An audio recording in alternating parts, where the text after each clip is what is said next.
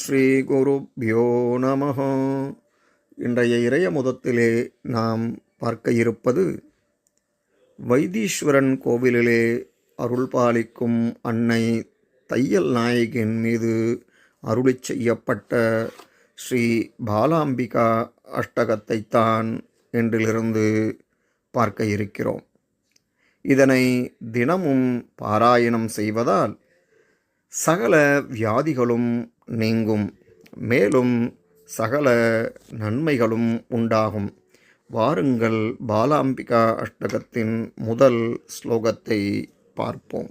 ஓம் வேலாதிலங்கிய கருணே விபுதேந்திர வந்தியே லீலா விநிர்மித சராச்சர ஹிருன்னிவாசே மாலா கிரீட மணிகுண்டல மண்டிதாங்கே பாலாம்பிகே மயி நிதேஹி கிருபா கடாட்சம். கஞ்சாசனாதி மணி மஞ்சு கிரீடகோட்டி பிரத்யுப்தரத்ன ருச்சிரஞ்சித பாதபத்மே மஞ்சீர மஞ்சுள விநிர்ஜித ஹம்சநாதே பாலாம்பிகே மயி நிதேஹி கிருபா கடாட்சம்.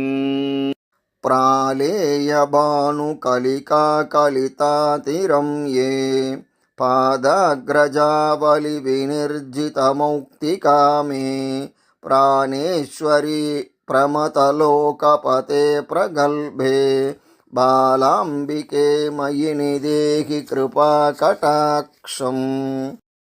जङ्गाहिभिर्विजितचित्तजतूणि भागे रम्भादिमार्दवकरीन्द्र करोरुयुग्मे शम्पाशधादिक समुज्ज्वलचेललीले बालाम्बिके मयि निदेहि कृपा कटाक्षम्. माणिक्यमौक्तिक विनिर्मितमेघलाड्ये मायाविलग्नविलसन्मणिपट्टबन्धे लोलम्बराजिविलसन्नवरोमजाले बालाम्बिके मयि निदेहि कृपा कटाक्षम्. न्यक्रोधपल्लवतलोदरनिम्ननाभे निर्धूतहारविलसत्कुचचक्रवाके निष्कादिमञ्जुमणिभूषणभूषिताङ्गे बालाम्बिके मयि निदेहि कृपा कटाक्षम्. कन्दर्पचापमदभङ्गकृताधिरं ये भ्रवल्लरी विविधचेष्टितरं यमाने कन्दर्पसोदरसमाकृति पालदेशे बालाम्बिके मयि निदेहि कृपा कटाक्षम्.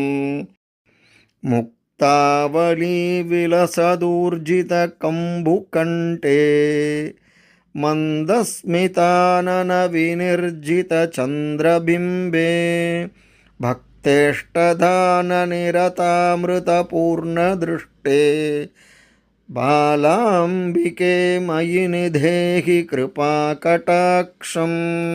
लोलम्बराजिललितालक जालशोभे मल्लीनवीनकलिकानवकुन्दजाले बालेन्दुमञ्जुलकिरीटविराजमाने बालाम्बिके मयि निदेहि कृपा कटाक्षम्. बालाम्बिके महाराज्ञी वैद्यनाथप्रियेश्वरी पाहि मामम्ब कृपया त्वत्पादं शरणं गतः. इति श्री स्कन्दपुराणे वैद्यनाथमाहात्म्ये श्री बालाम्बिकाष्टकस्तोत्रं सम्पूर्णम्.